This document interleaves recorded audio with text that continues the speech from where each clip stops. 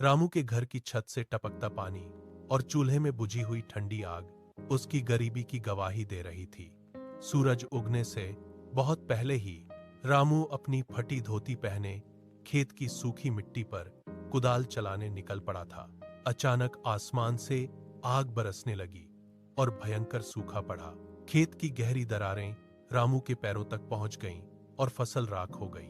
मजबूर होकर रामू ने कांपते हाथों से साहूकार के कर्ज की पर्ची पर अपना अंगूठा लगा दिया। कर्ज का बोझ बढ़ता गया, लेकिन रामू ने हार नहीं मानी। वह रात के अंधेरे में भी पसीने से तरबतर होकर सिंचाई करता रहा। उसकी तपस्या रंग लाई और आसमान से राहत की बूंदें बरसीं, जिससे फसल लहलहा उठी। रामू ने फसल बेचकर साहूकार को एक एक सिक्का लौटाया। कर्ज की आखिरी किश्त चुकाने के बाद उसने चैन की सांस ली। उस रात उसके परिवार ने पहली बार भरपेट खाना खाया और रामू की आंखों में जीत की चमक थी। रामू के घर की छत से टपकता पानी और चूल्हे में बुझी हुई ठंडी आग उसकी गरीबी की गवाही दे रही थी।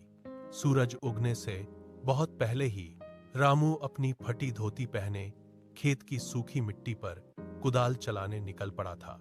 अचानक आसमान से आग बरसने लगी और भयंकर सूखा पड़ा। खेत की गहरी दरारें रामू के पैरों तक पहुंच गईं और फसल राख हो गई। मजबूर होकर रामू ने कांपते हाथों से साहूकार के कर्ज की पर्ची पर अपना अंगूठा लगा दिया। कर्ज का बोझ बढ़ता गया, लेकिन रामू ने हार नहीं मानी। वह रात के अंधेरे में भी पसीने से तरबतर होकर सिंचाई करता रहा। उसकी तपस्या रंग लाई और आसमान से राहत की बूंदें बरसीं, जिससे फसल लहलहा उठी। रामू ने फसल बेचकर साहूकार को एक एक सिक्का लौटाया। कर्ज की आखिरी किश्त चुकाने के बाद उसने चैन की सांस ली।